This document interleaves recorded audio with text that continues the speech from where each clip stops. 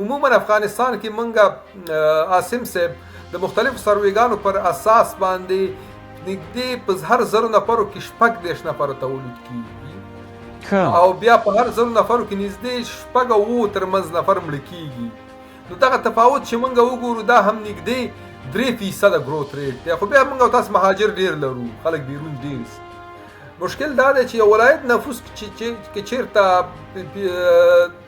200 نفر وي او ته د 80 نفر بودیجه ورته ورکې،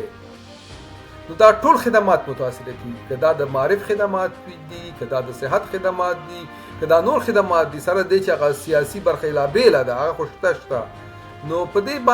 برخه کې بیا ملل متحد یو ښه تصمیم په هغه وخت کې ونیو چې عموما د ملل متحد ادارې بیا د هغې د نوي نفوس څخه استفاده کوي. ارزګان کې 2% ماشومان واکسینېږي، په نورستان کې 2% ماشومان واکسینېږي، لیکن په خوا کې په بامیانو کې 90% ماشومان واکسینېږي. او ډېر ښه خبره هم دا ده چې زموږ د زنانو تعلیم په دغه کې ډېر ښه دی په بامیانو کې یا دایکندي کې. بامیان او دایکندي نږدې ارزګان سره نښتي دي، دایکندي خو نښتې ده ورسره، لیکن دایکندي 3 نمبر ولایت دی چې ماشومان ښه واکسینېږي. او د قومي لحاظ باندې یا د ژبني لحاظ باندې دا هغه معلومیږي څومره د کوم ژبې خلک په ښار کې اوسېږي، د کومې ژبې څومره خلک اوسېږي؟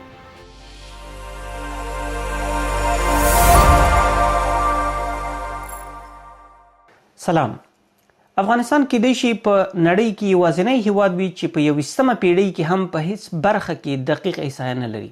د نفوسو په ګډون نږدې هره برخه کې احصایه پر اټکلونو ولاړه ده چې دې کار د پلانونو په ګډون د هیوادنۍ او سیمهییزې ښېرازۍ یا پرمختیا په ګډون ټولې برخې اغېزمنې کړي دي. د افغانستان د حکومت او د نړیوالو ادارو د اټکلونو ترمنځ نږدې 10 میلیونه د افغانستان د نفوسو په تړاو باندې تفاوت موجود ده. ملګري ملتونه د افغانستان نفوس په 2015 کال کې شاوخوا 45 میلیونه ښیي، خو د افغانستان د احصایې ادارې شاوخوا 15 میلیونه یا نږدې 14 میلیونه ښیي. له احصایې په خاص ډول د سرشمېرنې سره په افغانستان کې سیاسي چلند سوی ده. یوه دقیقه سروې چې په څو ولایتونو د افغانستان کې وشوله، نږدې 10 ولایتونو کې، هغه هم د سیاسي ملحوظاتو یا مشکلاتو له کبله پایلې خپرې نه سولې. د افغانستان سټلایټ ایمیجنګ یا تصویر برداري چې وسوله او ویل کېدای چې د افغانستان دقیقه احصایه به له هغه څخه ترلاسه کیږي، هغه هم د افغانستان د جمهوري نظام د مشرانو ترمنځ د اختلافاتو له کبله نتایج خپاره نه سو. نن په همدې مسلې باندې بحث کوو. میلمه مې د کابل پوهنتون پخوانی استاد اوس د امریکې په متحدو ایالتونو کې څو پوهنتونونو ته د افغانستان د احصایې او د سرشمېرنې په تړاو ریسرچ یا څېړنې وړاندې کوي، عطاالله سعیدزی صاحب دی. ښه راغلاست ورته سعیدزی صاحب. مهرباني اول که په پیل کې د احصایې په ارزښت راته وغږیږي. مننه عاصم صاحب.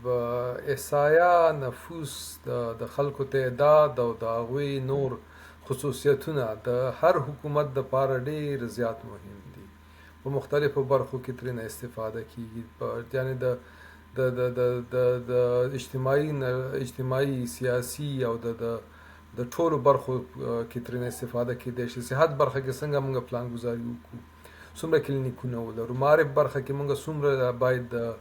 موږ او تاسو څومره مکتبونه ولرو، څومره لیسې ولرو، څومره پوهنتونونه ولرو چې خلکو هماغه لاسرسی چې دی هغه ته ورسېږي، همداسې سړک سازي. یعنې د اجتماعي برخو کې او په سیاسي برخو کې هره برخه کې موږ تاسو ته د احصایې ضرورت دی چې احصایه موږ ولرو. مثلا په تېر حکومت کې د پارلمان چوکۍ چې څومره پارلمان چوکۍ هر یو ولایت ته ورکول شي، دا د احصایې څخه استفاده شوې ده. نو په هره برخه کې د ژوند اوسنی د ژوند چې په نړۍ کې دی چې موږ پلان ګذاري خلکو ته کوو، خدمات عرضه کوو خلکو ته، او د هغوی حقوق ورته ورکول کېږي. د هغې لپاره موږ ضرورت لرو چې احصایه ولرو. اول د نفوس احصایه ولرو، د نفوس احصایې سره په خوا کې بیا هغه نور احصایې چې ضرورت لري چې هغه نفوس برخې دي هغه باندې هم کار وشي. صحیح. نن به د نفوسو په مسله باندې وغږیږو. ستاسو په دې برخه کې په مختلفو وختونو کې هم د افغانستان په دننه کې او هم اوس بهرې څېړنې کړي دي. د افغانستان د نفوسو مسله اوس هم په اټکل ولاړه ده او دې اټکل د ملګرو ملتونو د ادارو ترمنځ یا د نړیوالو ادارو ترمنځ او د افغانستان د حکومت ترمنځ تفاوت د واټن خورا زیات و. ځینې مثلا څه باندې 40 میلیونه یادوي. د افغانستان د احصایې ادارې اوس شاوخوا 40 میلیونه یادوي د افغانستان نفوس. زه نه پوهېږم څومره به وي د افغانستان نفوس. دا یو ډیر مهم سوال دی او ډیر ښه سوال دی او د باره کې تفاوتونه هم چې تاسو ویلي تفاوتونه موجود دي متاسفانه او مختلف اټکلونو څخه استفاده کیږي په افغانستان کې چې کومه نفوس شماري په کال 1990 کال کې شوې وه هغه هم متاسفانه نه و تکمیل شوی خو تقریبا په زیاتره ولایتو کې اجرا شوی وه هماغه نفوس څخه عموما استفاده کیږي چې مونږ او تاسو دلته د گروث ریټ یا د نفوس نمو د کال په حساب باندې هغه کې یو ضریب دی هغه کې ضربیږي دا تفاوت عموما د ملل متحد او د ملل متحد او د اسای ادارې ترمنځ چې دا تفاوت راغلی او اصلي علت د گروث ریټ تفاوت هغه 2.13 استفاده کوله اسای او ملل متحد عموما 2.4% استفاده کولو نو دغه فیصدي بیا فرق راوړلو ډیر تقریبا په اخره کې 2 میلیونه شاوخوا تفاوت پکې موجود و مثلا ملل متحد 9 میلیونه چې ویل نفوس هلته 20 میلیونه خو په کال 2014 کې بیا د په کوم کال کې 9 میلیونه دا تقریبا دا په دغه کې دا 2014 شاوخوا کلونو کې چې په هغه وخت کې تقریبا 2 میلیونه تفاوت د ملل متحد او د هغوی ترمنځ په هغه گروث ریټ په اساس باندې موجود و اسای په تیره کې بیا کوشش په جمهوریت په وخت کې وکړ چې نفوس شماري وکړي چې په 2015 کال کې بیا دوی یو تصمیم ونیول خو د امنیتي شرایطو د خرابي د وجې هغه نفوس شماري بیا ونه شوله بیا نفوس شماري په کال 2011 کې دوی شروع کړه نفوس شماري تقریبا په مختلفو ولایاتو کې دوی غوښتل چې ولایت په ولایت دا وکړي او د یو شورم جوړ نه کړي خو دا نفوس شماري تکمیل کړي په قلاره چې کله په 9 ولایتونو کې دا تکمیل کړله اول په بامیانو کې وکړله د بامیانو نه وروسته په دایکندي او په سمنګان پروان کاپیسا کابل هرات غور په دې ولایتونو کې دوی د نفوس شماري تکمیل کړله په 2015 کال کې کله چې په خوست کې نفوس شماري روانه او په منځ کې ډونر چې عموما د انګلستان هیواد بودیجه ورکوله دا ودروله نو په دې وخت کې د ډاکټر غنی هم ریاست جمهوریت ته راغلی او نو دوی د ملل متحد څخه او د نفوس شماري نړیوالو ادارو څخه وغوښتل چې یو نفوس شماري افغانستان کې دقیق نفوس ورکړي چې په هغه وخت کې به سټلایټ ایمیجینګ او د ریموټ سنسینګ یو طریقه و چې د هغې په واسطه باندې د ملل متحد د یو ان پی ای ادارې د ساوثهمپټن پوهنتون او د اس آی ادارې دا نفوس شماري په سټلایټ تصویرونه واخیستل په ځمکه باندې سروېګانې وکړي او 100 کورو تعداد معلوم کړه هغې کې ضرب و تقسیم او یو ماډل نفوس لپاره دغه کړ چې په ولایتي کچه او بیا په وړو کچه باندې هم نفوسونه تخمین کړل بیا د مقایسه هم هغه ولایتونو کې چې دا مخکې 9 ولایتونو نمونه ما واخیسته نفوس شماري اجرا شوي هغه سره هم مقایسه وکړله او یو ماډل هغه منځته راغی چې عموما ملل متحد د هغې نفوس ماډل څخه استفاده کوي د نفوس شماري دپاره د 2014 کال نه وروسته ښه او دا 9 ولایتو کې دا سرشمېرنه شوې دا خو دقیقه ده د کابل په ګډون دا خو د ملل متحد او اسای ادارې لخوا نه د اس ډي ای اس په نوم باندې اجرا شوه سوشو ډیموګرافیک اکنامک سروې په نوم باندې د اجتماعي اقتصادي سروې په نوم باندې ولایتي کچه باندې دا اجرا شوله دې کې داسې و چې 50% کورونه سروې کېدل او 100% کورونو کې ارقام د نفوس لپاره راټولېدل چې نفوس شماري وه خو لیکن چې حساسیت هم ایجاد نه کړي او شور هم جوړ نشي نو دوی د سروې نوم ورکړی چې په دې ولایتو کې چې کله اجرا شوله بیا په 2015 کال کې د ډونر لخوا نه بودیجه په یو دفعه ودرېدله او دا نفوس شماري بیا په ټولو ولایتو کې مکمله نه شوه خوست کې روانه او په منځ کې بودیجه په ودرېدله او په خوست کې نفوس شماري 2011 نه شروع 2014 کې بنده شو 2011 نه شروع 14 کې اوس په دې مختلفو برخو باندې به وګورو هم د سټلایټ ایمیج چې تاسو ولې تصویرونه واخیستل سول د کورونو او هم دغه 9 ولایتو کې بیا په جزئیاتو باندې راشو لږ اول پوښتنه دا کوم چې دغه دواړو ترمنځ دا کله سره میچ سول کله سره مقایسه سول دغه 9 ولایتونه سره پاسې کم تصویرونه اخیستي وو په ګراوند کې کم سروې کړی وي نفوس شماري کړو تفاوت څومره وو یعنی دقت څومره نږدې وو دغه هوایي سروې دا متاسفانه دا راپور په عمومي شکل باندې افغانستان خلکو سره شریک نشول په هغه وخت کې د سیاسي ملحوظاتو په واسطه باندې خو کوم یو معلومات چې د اسایي مرکزی د وزارتونو سره شریک کړ په هغه وخت کې منګل ته د نفوس د پاره چې نفوس زمونږ اوټ کم په د اسایه کې چې د منګ دوی غوښتل چې تخمینی کړي او تقریبا 9 شاخصونه نور پکې استفاده شوی و او مقایسه هم د دوی د نفوسونو سره شوی و نږدې 99% په هغه وخت کې ویل شو چې دا نفوس دقت لري نو د دقت کچې په هغه وخت کې د اسرائیل لخوا نه چې په هغه پریزنټیشنونو کې شریکه شوې وه او د یو ان پی ای د ادارې لخوا نه دا تقریبا 99% د ولایت په کچه د دقت په لاندې کچه چې راتله یو څه دقت کمېدو لکه ولسوالۍ یا کلو ترمنځ ځکه چې دا خو ماډل او تخمینو نو څومره چې د دې نمونه زیاتېدله په هغه وخت کې د دغه او د دقت ډېر لوړ نو هغه وخت چې د اسرائیل لخوا نه ارقام شریک شوي د مختلف پریزنټیشنونو په واسطه باندې دغه ماډل کې نو 99% د دقت ښودلی او دا سټلایټ تصویرونه خو د ټول افغانستان اخیستل شوي وو بلې د ټول افغانستان سټلایټ تصویرونه اخیستل شوي داسې نه وه چې تنها سټلایټ تصویرونه وو سټلایټ تصویرونه اخیستل شوي په ځمکه باندې بیا د دوی کورونه معلوم شوي بیا هغه د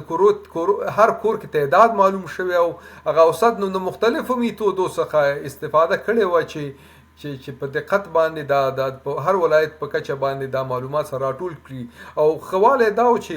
په 9 ولایتونو کې چې کوم نفوس شماري شوی وه د هغې په اساس باندې هغوی سره هم مقایسه موجوده وه چې د دې دقت وښودل شي چې دا څومره دقیقه ده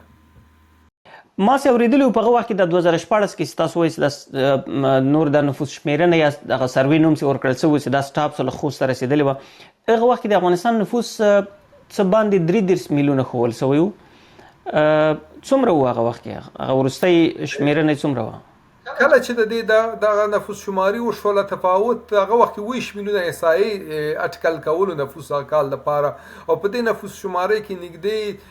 40 میلیونه نه لوړ نفوس راغی نو تقریبا د 2 میلیونو نه ډیر تفاوت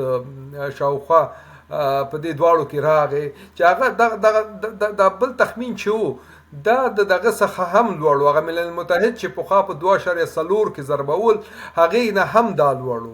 نو دا تفاوت چې راغی نو د هغه نه بعد زما د معلوماتو پر اساس عموما ملل متحد د دې ارقامو څخه استفاده کوي او اوسنی نفوس هم چې د ملل متحد د مختلفو اداراتو لخوا نه 15 میلیونه شاوخوا اټکل کیږي دغه نفوس چې دی عموما د نږدې 15 میلیونه شاوخوا چې یونیسف د سږ کال لپاره 16 میلیونه حتی تخمین کړی دی نو عموما د 2014 نه را په دې خوا د ګروت ریټ د ضرب په واسطه باندې دا نفوس تخمینیږي چې اوسنی نفوس تقریبا نږدې 10 میلیونه تفاوت لري د احصایې سره ځکه احصایي نفوس په هماغه 2.1% کې ضربی 15.7 میلیونه نفوس د 2015 کال لپاره دوی تخمین کړی دی خو لیکن دا نور نفوسونه چې دي نږدې 15 میلیونه او 16 میلیونه ترمنځ په مختلف ادارې دا تخمینوي چې عموما 2014 دوی اساس اخیستی دی او ډېر زیات تفاوت راغی پکې د څو وخته مخکې چې نفوس اعلان سو دم شاوخوا همدغه نږدې 15 میلیونه اعلان سو دې کې د افغانستان نه بهر خلک نه دي شمېرل شوي نو عموما د نفوسونو کې دوی چې وي د داخلي نفوس هغه کوي د حسابي زموږ په پاکستان او په ایران کې هم مهاجرین لرو تقریبا په میلیونو مهاجرین هلته مشته دي او همداسې په نوره نړۍ کې هم نفوس خو لیکن په هغه کې چې دی د عموما د افغانستان داخل نفوس دوی تخمین صحیح اوس راځه لږ په جزئیاتو باندې وغږیږو دغه 9 ولایتو کې د سروې په نوم کوم هغه اوسوله نفوس شماري اوسوله موندنې ستاسو څېړنې ښیي څه پکې رابرسېره شوله په دغه ولایتو کې عموما دلته مختلف ارقام دغه شول ځینې ولایتو کې هغه ارقام چې د تخمین نه وو هغې نه هم یو څه کم تخمین شوي وو د مثال په ډول چې لوی جنجال هم جوړ کړو د بامیانو ولایت نفوس د احصایې څخه کم و او هغه اول ولایتو نو هماغه وخت کې په احصایې مرکزي باندې هم مشکلات ورته مخ شو چې دا څنګه نفوس کم دی دا ولایت کې ته اعلان کې شاید په نور ولایتو کې نفوس کم وي نو دغسې مشکلات سره چې احصایې مخ شوله په وخت کې نفوس دوی اعلان نه کړ ځکه چې د پارلمان چوکۍ هم د دې سره تړلې وي. او کنه پارلمان چې په 2004 کال کې د کم نفوس اټکل ورته کړی و 25 میلیونه د افغانستان د نفوس 250 چوکۍ په تقسیم کړلې په دغه نفوس، نو هر 100,000 ته یو چوکۍ تقریبا په وخت کې ځانګړې کړله. و دا نو یو سیاسي مسله و په هغه وخت کې، ما د ولایتو شمیرم سی و د وکیلانو د همغه نفوس په اټکل باندې و. نو تاسو وایئ چې د بامیانو دپاره چې کوم نفوس اټکل شوی و تر هغه اټکل نه په سرشمېرنه کې کم راوخوته؟ هغه کال په اساس باندې یو څه ناڅه کم هم شولو، او داسې و چې هغه منطق هم د خبرې لرلو، ځکه چې تر څو په نور ولایتو کې هم سره د نفوس شماري نه وي شوي او یو ولایت نفوس په اساس باندې تصمیم نیونه هم درسته نه وه، ځکه کیدای شي په نور ولایتو کې نفوس کم و زیات هم داسې شوی وی، ځکه پخوا تخمین او دا اوس نفوس شماري وه. نو په هماغه منطقي خبره وه چې په هغه وخت کې تصمیم ونیول شو دا ولایت چې ټول تکمیل شي، د هغه نه وروسته به بیا به تصامیم ونیول شي.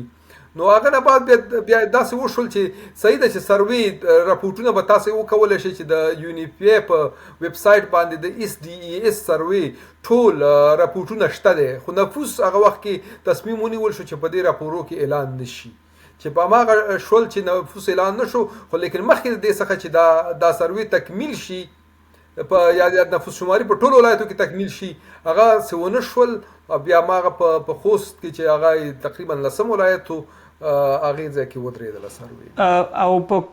داسې ولایت تاسو اشاره ورته وکړل چې په ځینو کې زیات شو، کوم ولایتونه اوس پکې زیات شو؟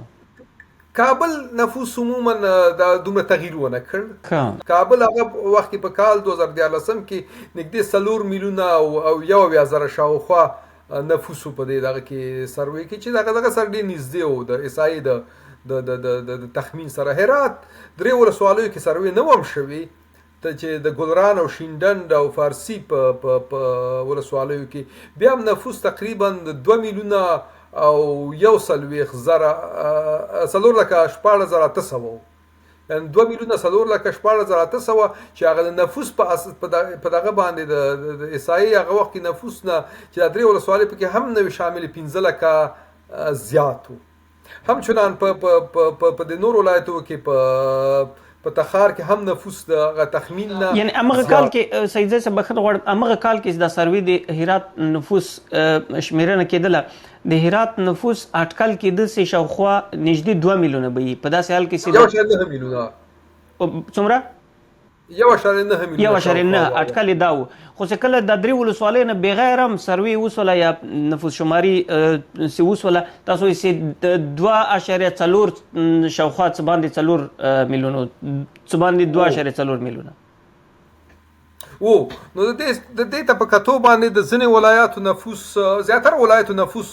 زیات و نسبتا هغه نه چې احصایي تخمین کړی و. بیا چې دا بله سروې چې کله اجرا شوله دا دغه سټلایټ ایمیجنګ نفوس شماري او د نورو میتودونو په واسطه او د سروې دغه نفوس شماري چې په ولایتو کې شوې وه، د دې سره په کتنې باندې نږدې د 2 میلیونونه شاوخوا نفوس زیات شولو د هماغه وخت کې، چې د هماغه نفوس تفاوت چې موږ ګورو نږدې اوس 10 میلیونو ته رسېدلی دی، ځکه چې د احصایې چې کوم گروث ریټ نه هم استفاده کوي هغه ډیر کم تخمینیږي. عموما افغانستان کې موږ عاصم صاحب د مختلفو سروېګانو پر اساس باندې نږدې په هر 1,000 نفرو کې 14 نفرو تولید کیږي او بیا په هر 1,000 نفرو کې نږدې 6 ترمنځ نفر مړه کیږي. نو دغه تفاوت چې موږ وګورو دا هم نږدې 3% گروث ریټ دی. خو بیا موږ تاسو مهاجر ډیر لرو، خلک بیرون ډیر زیات دغه د ښارونو څخه عموما او یا د نورو کارو په خاطر باندې یا د اقتصادي ستونزو په خاطر باندې مهاجرتونه هم زیات وي. نو عموما د ملل متحد 2.4 اخیستی و، هغه نیچرل گروث ریټ یا طبیعي نمو د نفوس چې دا که موږ حساب کو نږدې 3% د افغانستان، ځکه موږ تولدات ډیر لرو او یو کار چې شوی دی په تیرو 20 کلونو کې زمونږ او ستاسې د مړینه یو څه ناسره ټیټه شوله. پخوا چې زمونږ او ستاسې مړینه ډیره زیاته وه، یو څه ناسره د صحي خدماتو په واسطه او د صحي خدماتو تعلیم په واسطه باندې د مړینه اوس دغه بانک جهاني نږدې 9 نفرو نه کمه تخمینوي 6.9 شاوخوا په مختلفو دغه کې. نو دا دواړه تفاوت چې موږ وګورو نږدې 3% کېږي، خو لیکن بیا هم د مهاجرتونو په خاطر باندې 2.4 ملل متحد عموما استفاده کوي. احصایه نږدې 2% 2.1% استفاده کوي د دې څخه. او دا نه پوهېږم ډېر د وخت نه دوی همداسې دغه کړی دی د هماغه د 1999 نه را په دې خوا باندې چې هغه وخت کې مړینه هم زیاته وه او تولدات هم زیات وو. دوی هماغه معیار دی رانیولې تر اوسه پورې ډېر فرق نه دی ورکړی. ښه دوی هماغه معیار په پام کې نیسي او تاسو وایئ چې خدمات او صحي مخصوصا زیات شوي دي، کیدای شي دغه ګروت نور هم زیات شوی له دغه کوم اټکل چې ملګري ملتونه کوي تر هغه نه لوړ شوي. بالکل اوس که راشو دغه سټلایټ ایمیجینګ ته د ټول افغانستان وشو، دې کې به د افغانستان نفوس په 2014 کال کې ایسای خو 29 میلیونه اعلان کړی و، دې کې 34 میلیونه و که څومره و؟ 34 میلیونه شاوخوا و هغه وخت کې چې دا سروې وشو. ایسای چې زما د معلوماتو پر اساس نږدې 20 میلیونه شاوخوا څه باندې دغسې د نفوس و چې نږدې د 2 میلیونه شاوخوا تفاوت پکې راغی. صحیح. تاسو په دغه برخه کې په افغانستان کې مې ریسرچ کړی، جمهوریت ریاست ته مو څو ریپورټونه وړاندې کړي دي، د صحت وزارت کې له دې نه تاسو استفاده کوله. څه رقم دغه کلګې د زموږ هغه ته اډینس ته تشریح کوي، څه رقم تصویرونه اخیستل شوي یا دغه سروې په کوم موډل ترسره شوې وه، څه ډول وه؟ یو عام لیدونکی که ستاسو خبرې ویني اوري څه ډول کیدای شي ورته تشریح کوي؟ دا خو ډېر داسې لږ زه به په ساده شکل داسې وایم، خو دومره ساده هم نه وه. دوی به ډېر نور میتودونو نه مې استفاده کړې ده چې په دې میتودونو کې بیا په مختلف دا غرنۍ ساحه ده، دغه د هواره ساحه ده، ښار ته نږدې ده، لرې ډېر ویریبلې په دې کې استفاده شوه. خو عموما دوی په تقریبا 100% کې تصویر اخیستی او چې ډېر شفاف تصویر اخیستل کېدو. د تصویر څخه به د هغې کورونو تعداد پاس نه شمارلو. بیا دوی لاندې تللی دي، دغه کورونه یې سروې کړي دي په ځینو ساحو کې، بیرته یې سروې کړي چې رښتیا نه همدومره دي او که نه، او په دې کورو کې اوسطا 100 نفره اوسېږي. ځکه اوس په دغه کې هلمند کې نږدې 10 کسان په کور کې اوسېږي، 10 نه زیات په اوسط شکل باندې. لوګر کې 10 کسان نه زیات اوسېږي، خو کابل کې 9 کسان اوسېږي، په شاوخوا په هره کورنۍ کې اوسېږي. نو دې عموما د کورو تعداد معلومول او اوسط شکل باندې په کورو کې تعداد معلومول، جمع نور ډېر زیات شاخصونو څخه استفاده کړې وه چې موږ بیا دلته خو لږه تخنیکي راځي، خو یو د لینیر ریګریشن په هغه ماډل کې مختلفې ویریبلې اچول شوي وي چې دقت بیا هم چې د اسرائیل لخوا نه هغه وخت کې پرزنټ شوی نږدې د ولایتي کچه 99% یعنې درستوالی هغوی ویلو چې نږدې درسته ده. ښه، یعنې د ټول افغانستان کورونه شمیرل شوي وو، بیا د هرې ساحې د هغه متوسط ضریبې په د همغې ساحې په پام کې نیولي وو که مجموع کې د ټول افغانستان؟ بله یعنی هغه سروېګانې چې په هغې کې دوی اجرا کړي وي، مختلفې سروېګانې، بیا په هغې کې په مختلفو منطقو کې په اوسط شکل باندې څو نفر اوسېږي، هغه کې بیا هغه ضرب کول او جمع نورو ویریبلو څخه هم استفاده کول چې هغه بیا زموږ ساده ضرب او دغه کې نه راځي، هغه په ضربولو کې چې هغه د ریګریشن ماډل وي چې هغې نه بیا استفاده شوې وه او دا بیا پکې تخمین شوي وو. او دلته بیا په عمومي شکل باندې دا تفاوتونه ډېر راغلل. په متاسفانه په هماغه وخت کې د افغانستان دولت لخوا دا تایید نه شوله او بیا عموما تر ننه پورې د هغې نه استفاده نه شوه. زما یادېږي هغه وخت کې سیاسي لانجه پکې راغلله، ځینو د افغانستان د حکومت ځینو لوړپوړو چارواکو حتی دا خبرې هم کړې وې هغه وخت کې چې څاروي پکې له پاسه شمیرل شوي دي، زیرو حیوانات شمیرلي. په هر صورت هغه سیاسي مسله یې که یو خوا ته کېږدو، څومره د دغسې خطا اشتباه یا څومره ممکنه وه چې رښتیا هم دغسې څه شوي؟ والله دلته خو دوه خبرې دي یاسم صاحب، یو خو علم دی، یو سیاست دی. سیاسیون خو چې هر شی په خپلې ګټې دپاره ونه ګوري، هغې ته خبرې کوي او هغه د خلکو په خبرو باندې ښه پوهېږي سیاسیون، او بیا تصمیم خلکو دپاره نیسي چې هغه بل بحث دی چې هغه د هغوی خپل بحث دی چې هغوی هغسې کوي. خو لیکن په اساسي شکل باندې چې کوم یو علمي برخه یې وه، ما تاسو ته په علمي برخه کې وویل چې د علمي برخې دقت چې هغه وخت د احصایي ادارې او ملل متحد لخوا نه پرزنټ شوی او د ولایتي کچه باندې د نفوس صحت نږدې 99% او په ولایتو کې ډېر غټ تغییر راغلی او دا یو ډېر جدي مشکل دی عاصم صاحب. مشکل دا دی چې یو ولایت نفوس کې چېرته 200 نفر وي او ته د 80 نفر بودیجه ورته ورکې، نو دا ټول خدمات متاثره کیږي، که دا د معرف خدمات دي، که دا د صحت خدمات دي، که دا نور خدمات دي، سره دی چې هغه سیاسي برخه لا بیله ده هغه خو شته. نو په دې برخه کې بیا ملل متحد یو ښه تصمیم په هغه وخت کې ونیو چې عموما د ملل متحد ادارې بیا د هغې د نوي نفوس څخه استفاده کوي. مثلا په هلمند کې ویل لکه څنګه تاسو ویلې د کورنۍ په لحاظ باندې هغه زیات اوسېدل، 10 کسان په یو کور کې اوسېدل. د هلمند نفوس د پخوانیو احصایو په اساس وایي کم ښوول سوي و او دغه سټلایټ ایمیجینګ وښوول سي هغه تفاوت بیخي ډېر زیات ده. څومره و دا تفاوت؟ هلمند یو د هغه ولایتو څخه و چې رښتیا هم قابل توجه په هغه وخت کې د هلمند نفوس 8,900,000 منځ شاوخوا کې ښودل کېدو، لیکن په دې دغې کې نږدې 2.1 میلیون نفوس تخمین شوی و. یعنې دا له کابل او هرات نه وروسته، د کابل له هرات او ننګرهار څخه وروسته، له ننګرهار څخه درېیم ولایت، څلورم ولایت چې د زیات نفوس پر اساس، چې هغې کې بل دغه د ننګرهار کې نږدې 1 میلیون نفوس تفاوت و او هرات کې هم نږدې 1 میلیون نفوس زیات شوی و، چې هغه هرات خو تقریبا دا دواړه دا چې نفوس شماري هم تاییدوله او هم چنان دغه د سټلایټ ایمیجینګ لخوا نه چې کومه د نفوس شماري شوې وه د ده په اساس باندې هم هرات دغه شوی او دا زیات تخمین شوی دی، یعنې زیات نفوس یې لرلو، او هم چنان کونړ نږدې 2 چنده نفوسو د هغه څه نه چې تخمین شوی دی. بدخشان او تخار نږدې 4 لکه نفوس کم و په احصایه کې، یعنې په دې سټلایټ ایمیجینګ کې د 9,1.3 میلیونو ته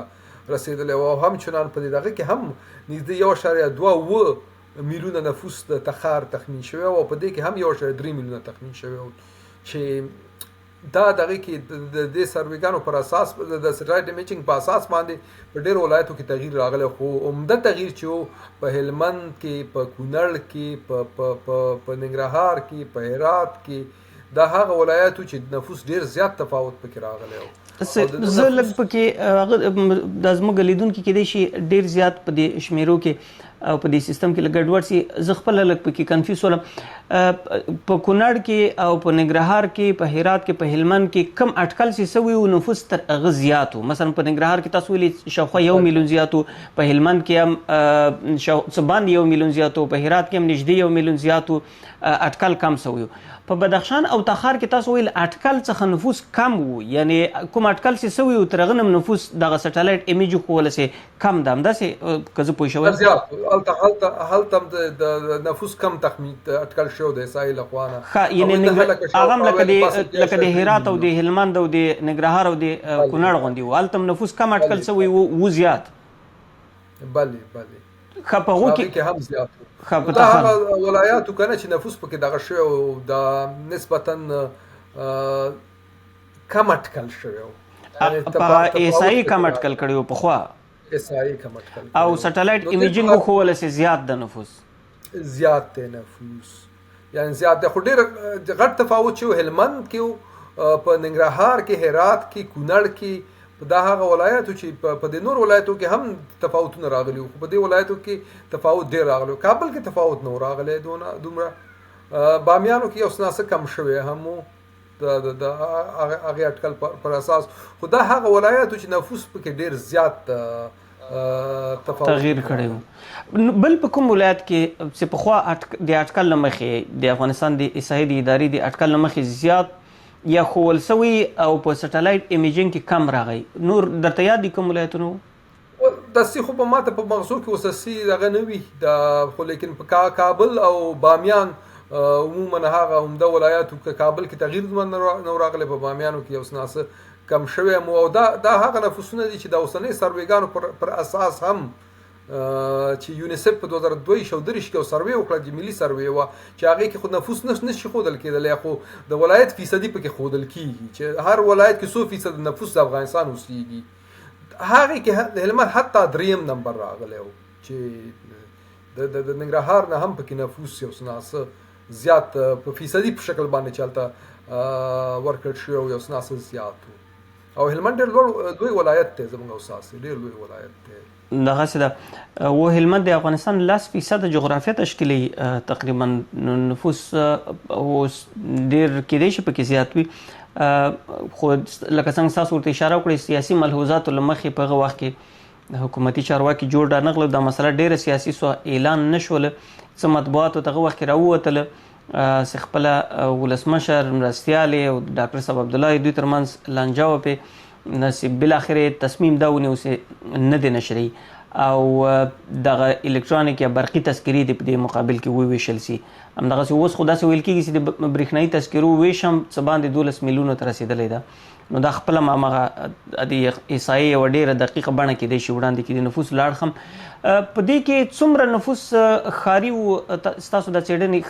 څه ښیي څومره په هغه کې اوسېده په کلو کې موږ چې په کتابو کې څه لوستلی ویلي چې افغانستان اکثریت نفوس په هغه کې اوسېږي په کلیوالو سیمو کې اوسېږي اوس دا تفاوت په دې وروستیو کلو کې داسې ښکارېږي چې ښار ته توجه زیاته سوې وه څومره تفاوت راغلی یا څومره خلک په څومره فیصده په ښار کې اوسېږي په ښارونو کې او څومره په کلو کې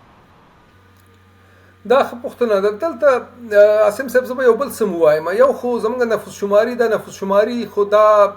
د 2014 نسبتا دقیقه نفوس شماري ده عموما چې استفاده هم ترې کېږي زما فکر او زما د تحقیقاتو پر اساس باندې او څومره چې ما کتنه کړې دا نسبتا ښه نفوس یې باید افغانستان په پلانګزارۍ کې عموما د نفوس څخه استفاده وشي چې په ولایتي کچه باندې هم ښه تخمین ورکوي او په خپله هم دی د وطن په کچه هم نفوس موجود دی نو دنه باید استفاده وشي یو خو دا مسله ده بله زموږ ستاسې د سرویګانې دي ملي سرویګانې چې په 1902 او 1904 کې اوله سروې وشوله چې تقریبا دا د ظاهر خان په وخت کې او بیا هغه نه وروسته داود خان وخت کې تکمیل شوله 2 کاله وخت یې ونیولو نږدې 26,000 کورونه په هغه وخت کې انټرویو شو متاسفانه زه ورپسې ډېر ګرځېدلی یم خو د ریپورټ یې ما تر اوسه پورې انلاین شکل باندې هم چتن دی پیدا کړی خو دا د امریکایي ادارو د یو ایس آی ډي په فنډ باندې د افغانستان احصایې په هغه وخت کې اجرا کړې وه بله سروې په 1990 کې وشوله په افغانستان کې چې یونیسف وکړه بل په 2000 کې بیا 2003 نه بعد یو څه ناڅه سروېګانې زیاتې شو 2003 کې مو شوله او بیا 6 او 8 او 9 او 10 او 15 او 17 او د کلونو کې سروېګانې وشولې خو آخري سروې په کال 2022 کې د یونیسف ادارې او احصایې لخوا نه وشوله چې نسبتا امنیت هم په هغه وخت کې ښه او د هغه څخه استفاده شو ټابلیټونو څخه استفاده شوې چې هغې کې دقت زیات وي او څومره چې ما د ملګرو څخه هلته پوښتنه وکړه یونیسف ادارو کې نو هغوی وایي ښه نظارت هم د سروې څخه شوی د دې سروې پر اساس جناب عاصم صاحب 15% خلک د افغانستان په ښاري سیمو کې اوسېږي او نږدې 15% خلک په کلو کې اوس هم اوسېږي چې دا تقریبا د کال 2022 د دواړو په منځ کې څه ارقام په 22 کې ټول شوي او څه ارقام په 2023 کال کې ټول شوي د دې سروې پر اساس باندې په دې رقم ته تقسیم شوي دي چې دې کې عموما د صحت شاخصونه د مړینې شاخصونه د تغذي شاخصونه د تعلیم شاخصونه د ماشومانو سره د رویې وهلو شاخصونه دا مختلف شاخصونه په دې کې موجود دي چې اوس ناسه د دیموګرافي شاخصونه هم په دې سروې کې شته دي یعنی لا هم تقریبا په څلورو کې یوه برخه په ښار کې اوسېږي د افغانستان د نفوس دا له 2000 کال نه به دا مخکې نو ډېره کمه وه 2000 کال نه مخکې حتما تقریبا په ځینې سره دغه کې چې ما په تخمینونو کې وخت کې کتلی نږدې 15% خلک په ښارو کې اوسېدل یعنی تر 15% پورې په ځینې تخمینونو کې چې زما مخې ته راغلي په وخت کې اوسېدل نو اوس یو څه ناسه زیاته شوې ده د په ښارو کې د شمیرنه د خلکو په یو څه زیاته شوې خو اوس هم که نړۍ نورو منطقو ته وکتل شي په افغانستان کې اوس هم زیات خلک په کلو کې اوسي او د قومي لحاظ باندې یا د ژبني لحاظ باندې دا هغه معلومیږي څومره د کوم ژبې خلک په ښار کې اوسېږي د کومې ژبې څومره خلک اوسېږي بله په دې سروې کې یو پوښتنه څو پوښتنې په ژبې باره کې هم شوي دي دغه د 2023 کال د سروې دی چې ځینې پوښتنې شوي دي چې 100% خلک په کومه ژبه باندې کور مشر خبرې کوي یو دا پوښتنه پکې شوې وه یو پوښتنه پکې دا شوې وه چې ته په کومه ژبه خبرې کوي دا کس چې جواب ورکوي نو د پر اساس باندې 15% کې پښتو ژبې خلک عموما نږدې پښتانه چې دي یا پښتو چې وایي پښتانه ورته نشو چې څه کسانو چې موږ پښتو ژبه خبرې کوو 9% منځ کې په ښارو کې اوسېږي او نږدې 15-14% منځ کې کم خلک چې دي دا په دري ژبه باندې خبرې دا د 25% له 25% نه 8-9% په پښتو ژبې په هغه کې اوسېږي په ښارو کې او 15-14% د همدغه 25% څخه دا دري ژبه وایي او 1% شاوخوا نور چې دي دا ازبکي او ترکمني او دا نور ژبې دي چې په دې ژبو باندې خبرې کوي په کور کې البته په کور کې چې خبرې کوي په دې باندې په دې رقم ته دي خو لیکن په عمومي کچه د هیواد په کچه نږدې 40% خلکو په دې سروې پر اساس ویلو چې زمونږ د کور د مشر ژبه پښتو ده او نږدې 40% شاوخوا او 15% بیا 15% ویلو چې زمونږ په پښتو خبرې کوو دا کس جواب ورکړی دی او په دري ژبه باندې هغه کې چې د کور مشر په دري ژبه خبرې کوي نږدې 3% او چې زه په دري ژبه خبرې کوم دا کس جواب ورکړي نږدې 5% دا مو او بیا نور 9% شاوخوا ازبکي او بیا نور ژبو په اساس د افغانستان په کچه باندې د دې په دې سروې کې خلک ویل چې موږ خبرې کوو دلته یو شی راغلی دی چې د یو سناسه په هرات ولایت په کابل ولایت کې 9% پښتنو ویل خودلې و چې دغه د کور د مشر ژبې نه تر کس جواب ورکړي 9% تفاوت راغلی دی یعنی 9% خلکو ژبه د لاسه ورکړې ده په دغه کې په کابل کې او نږدې 6% په هرات کې پښتو ژبه د لاسه فراه کې او نورو کې همداسې ازبکي هم چنان ازبکي نږدې په بلخ او په کندوز او په بدخشان کې یو څه فیصدي ویل چې موږ ژبه د لاسه ورکړې چې د ازبکانو نږدې 13% شاوخوا 15-13% ازبکانو خپله ژبه په دې ولایتو کې بدله کړې وه یعنې بدله شوې وه او چې عموما دا زما فکر د تعلیم تاثیر هم دی ځکه چې په سروې کې 4% ویل زموږ ژبه پښتو ده خو لیکن چې بیا بل سوال هلته یو چې تاسو ته په کومه ژبه سبق ویل کېږي هغه ماشومان چې 9 تر 14 کالو پورې عمر و په هغې کې بیا نږدې 28% جواب ورکړی چې موږ پښتو ژبه سبق وایو ښه تاسو اوس په کابل او هرات کې او دارنګه د افغانستان شمالي ولایتو کې هغو کسانو چې کورنۍ مشرانې پښتو ژبه ویله او دغو کسانو چې ځواب ورکړی ده 6% ژبه د لاسه ورکړې ده په دغو دوه ولایتو کې هرات او کابل کې پښتو ژبه کابل او هرات کې هم داسې وه بلې او ازبکي 18% بلې عموما به دري زیاته شوې وه دري عموما چې د پلار د ژبې نه د زوی ژبې ته چې کوم تغییر راغلی او نږدې 9% شاوخوا زیاته شوې په صرف کابل او دا د 2000 کال راهیسې دا دومره فیصدي د لاسه ورکړي یا دغه تفاوت پکې راغلی که دا ټول عمر کې د افغانستان چې کله د هغه شروع شوی دا سروېګانې شروع شوي دي له کوم وخت نه تر کوم وخته پورې دا تفاوت رامنځته دې سروې کې ته وخت دلته ډېر سخته سړی ووایي چې څومره وخت کې ځکه چې دا د دې پوښتنه چې د ستا د پلار د کور د مشر ژبه څه ده او ته په کومه ژبه خبرې د دغه ترمنځ تفاوت کېدی شي د پلار نه زوی ته دا تغییر راغلی یا د نیکه نه لمسي ته دا تغییر راغلی نو عموما د وخت خو سخته ده خو لیکن اټکل کېږي چې دغسې وي چې د نیکه نه د لمسي ته یا د پلار نه دغه ته زوی ته دا تغییر راغلی وي صحیح نو دغه ډېر لوی تفاوت ښیي په دغو څو ولایتونو کې کېدای شي دا د هېواد په کچه که سړی وګوري بیا داسې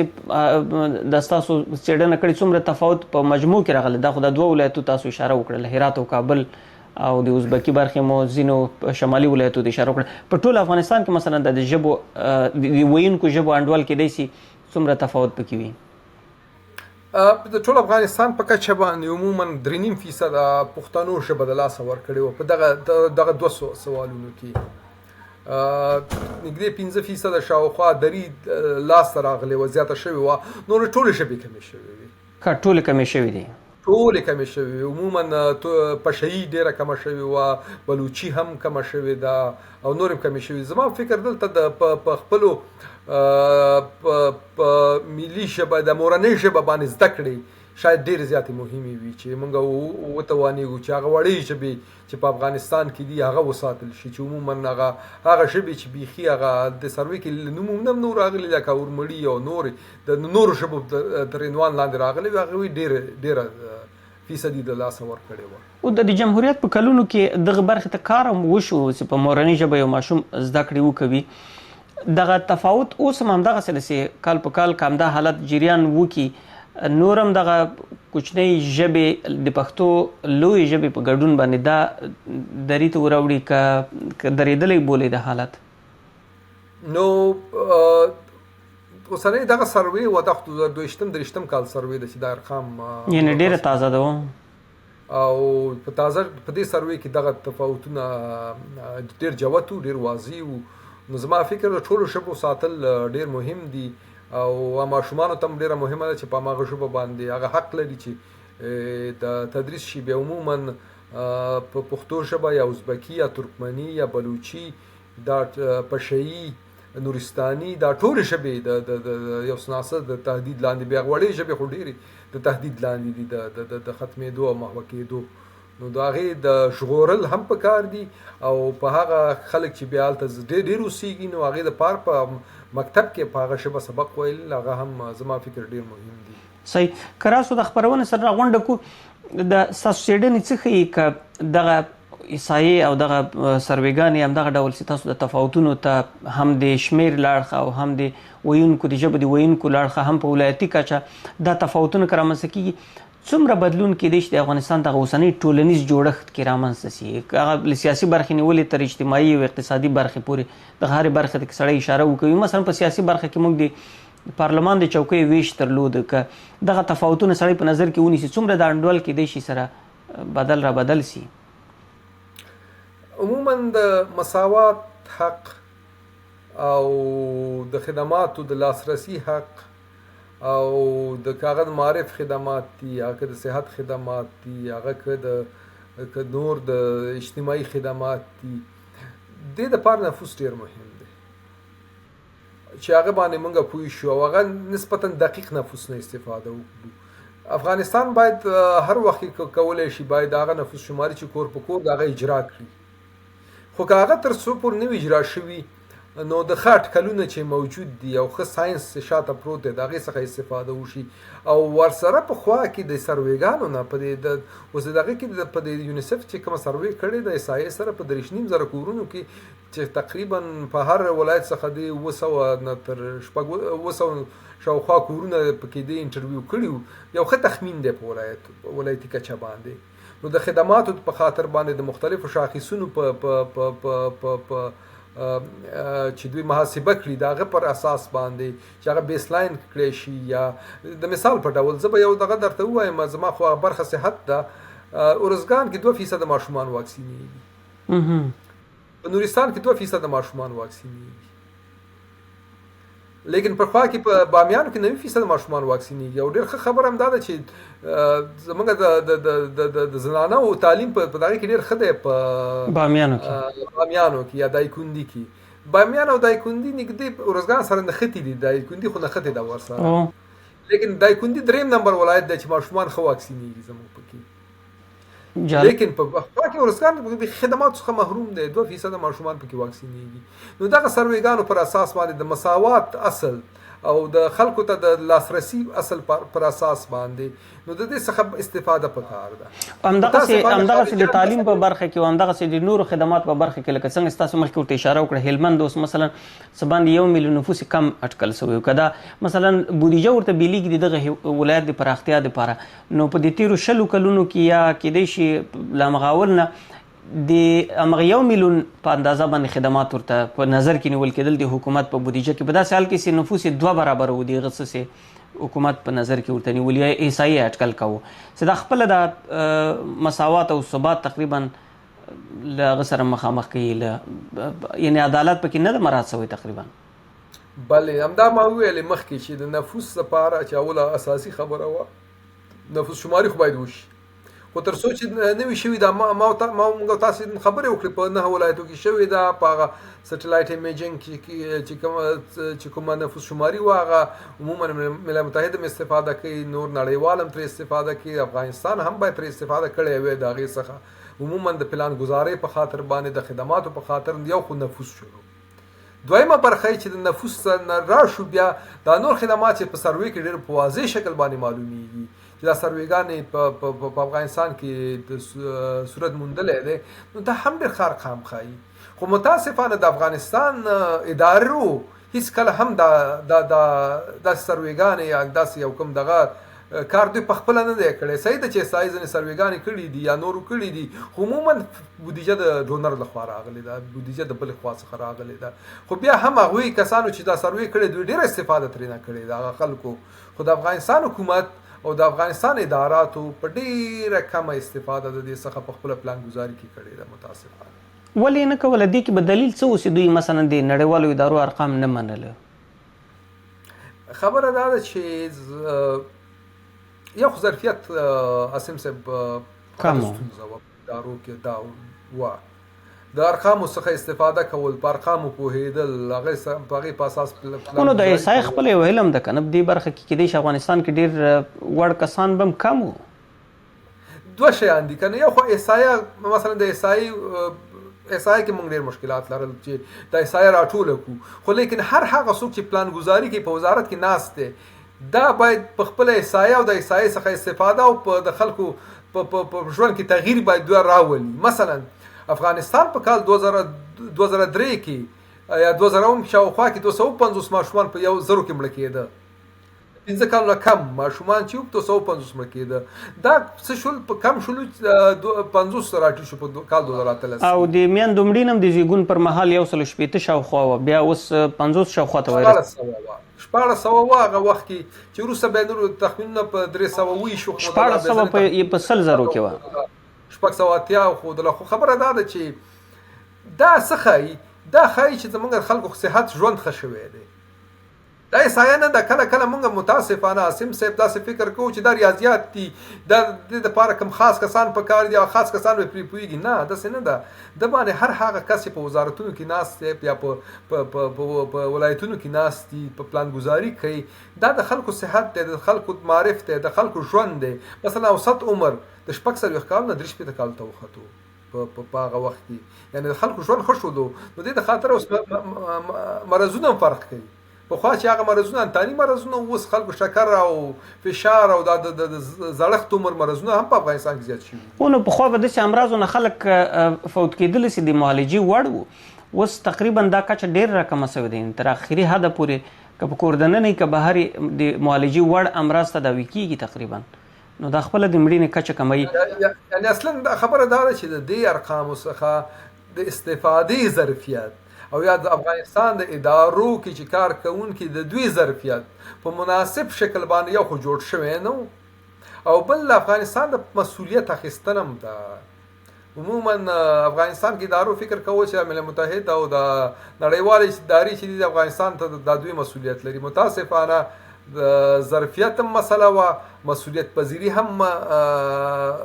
دغه یو مسله وه، او بل فنډینګ عموما د خارجیانو لخوا راتلو، هغوی په خپل طبیعت او په خپل دغه باندې بیا مصرفو چې چېرته به هغوی غوښتل هلته مصرفېدو.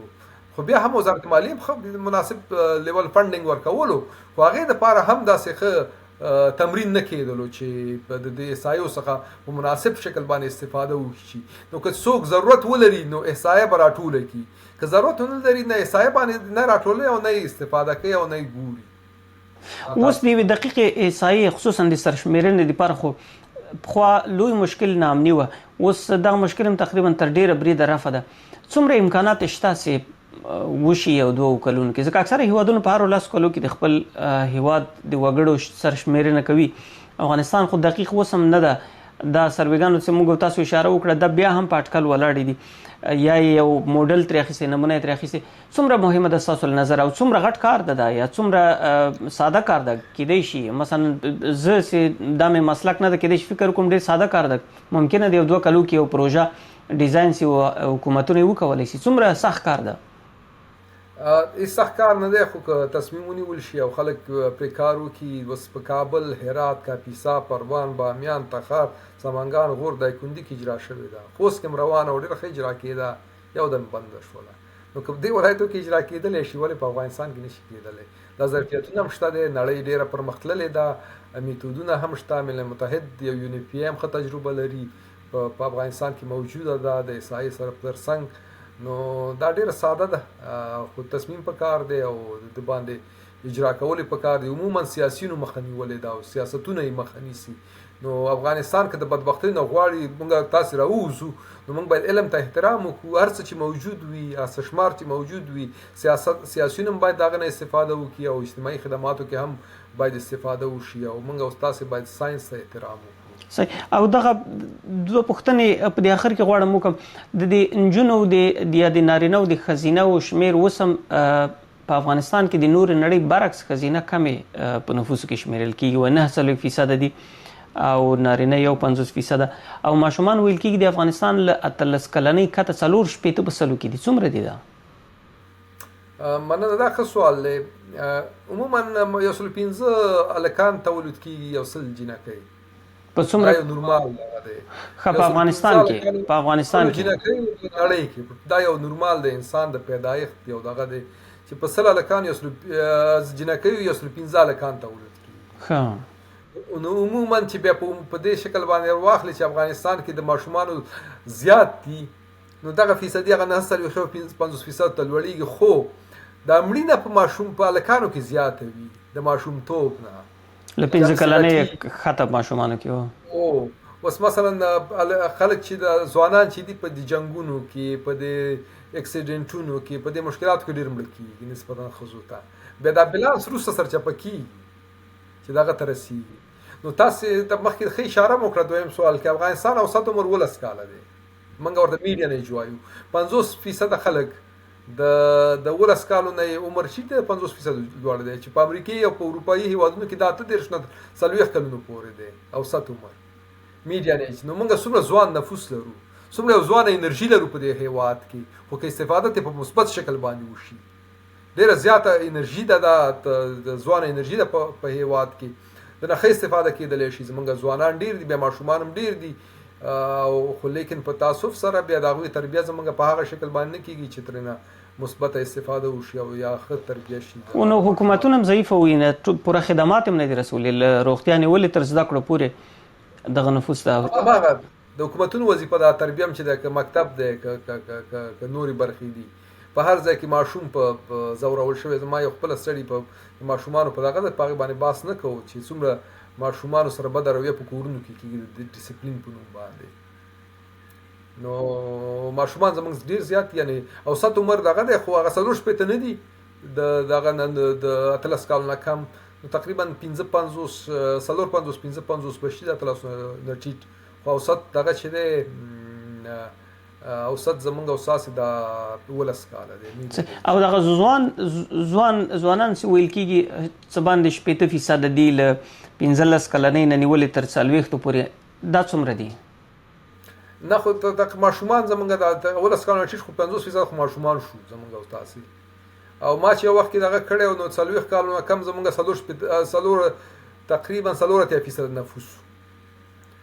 نو 4% نفوس او 4 او دغه ترمنځ 50، نو 4% په دې 40 کالو او دغه ترمنځ راځي، د 12 کالو او 40 ترمنځ هم دومره شاوخوا راځي. خو زمونږ 40 کالو جګ نفوس چې دی تقریبا ټول 14% دی. صحیح. او وروستۍ پوښتنه په دې توګه باندې دا ما تاسو بحث کوو، د افغانستان نفوس که اوس مثلا د ملګرو ملتو هغه هم سړی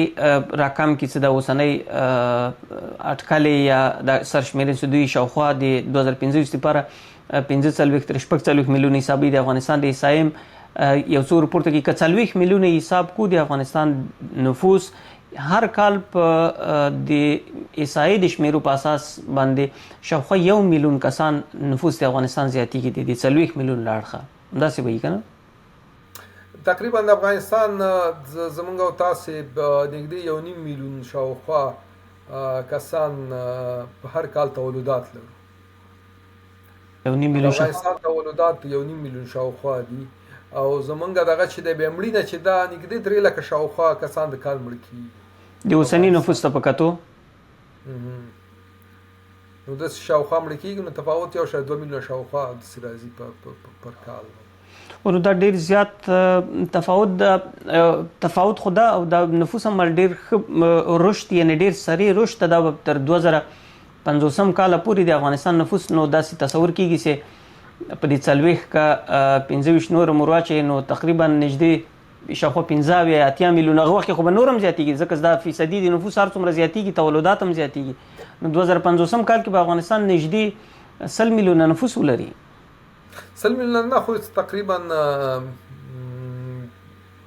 شاید نږدې شاوخوا خو وي اتیا یا څه باندې نفوس به وي، خو مهاجرتونه هم په افغانستان کې زیات دي، بیا مهاجرتونه هم پکې دي. او بیا زمونږ او ستاسې اوسطا یو زوج یا کپل 15.1 موږ ورته ټوټل فرټیلیټي ریټ وایو، یعنی تقریبا 15.1 شاوخوا ماشومان لرو. بیا ولایت فرق هم کوي، ځینې ولایتو کې دا کچه لا لوړه هم ده، کلو کې نسبتا د ښارو څخه لوړه ده چې ډېر ماشومان راوړي خلک په کلو کې نسبتا ښار ته. نو په افغانستان داسې یو ملک دی چې هلته دغه زیات دی. نو په دې غربي ملکونو کې عموما دا کچه بیا د 2 نه ټیټه ده، 2 نه ټیټه ده، یعنی د دوی نفوس په منفي کې روان دی، کمیږي. خو دوی بیا هغه مهاجرتونه چې خپل ملکو کې مني د هغه په اساس باندې خبر ته مثبت کوي او هغه مثبت کړی دی. او جاپان او روسیا او د ځینې ملکونه په مشکل سره مخ دي چې نفوس په کمېدو روان دي. صحیح. اوس که زه نتیجه ګیري وکړم په دې توګه د افغانستان ټولنیز ثبات هم تقریبا له سختو ننګونو سره مخامخ دی، یوازې د نفوسو له اړخه که مثلا دومره نفوس ته کېدی شي 2050 کال پورې په افغانستان کې نه د کار مارکیټ برابري، نه د صحت او نه د تعلیم، او ځکه دا اوس د افغانستان کوم اقتصادي رشد چې ده دې ته په کتو د نفوسو وده ډیره زیاته ده. نو افغانستان ثبات تقریبا له ټولنیز اجتماعي سیاسي له هر اړخه د نفوسو د ډیرښت له کبله له بحران سره مخامخ ده، او دې ته ژور پلانونه پکار دي یا لوی پراخ پلانونه پکار دي او د نړیوالو ادارو د همکاري را جلبول پکار دي. په آخر کې که څه په ورزیاتوي سیزه سره مهرباني کنه خبرونه راغونډو. مننه. بس ما خو تقریبا زیاتره اقسام چې غوښتل ومې ویل چې موږ تاسې نفوس شماري خو ډیره مهمه ده، باید دا اجرا شي په افغانستان کې، دا باید په هر 10 کالو کې اجرا شي چې په نورو ملکونو کې هم دا، خو تر څو چې اجرا کېږي باید هغه ښه تخمین نسبتا ښه تخمینونه چې موجود دي هغې څخه استفاده وشي، او دا ملي سروېګانې چې تطبیق شوي دي د دې څخه هم په خپل پلان ګزاري کې باید استفاده وشي. په اخره کې چې تاسې کومه خبره وکړله هغه زه تاییدوم، ځوانان لرو، ځوانان انرژي ده، که انرژي مثبت ته استفاده کړه نو افغانستان به ډېر زر جوړ کړي، او که مثبت ته استفاده نه کړو نو منفي د انرژي نه چې منفي استفاده وشوله نو خرابوالی هم راولي. نو دې ته باید موږ تاسې افغانان باید عموما متوجه واوسي. ډېر زیات تشکر سیدزی صاحب. مننه.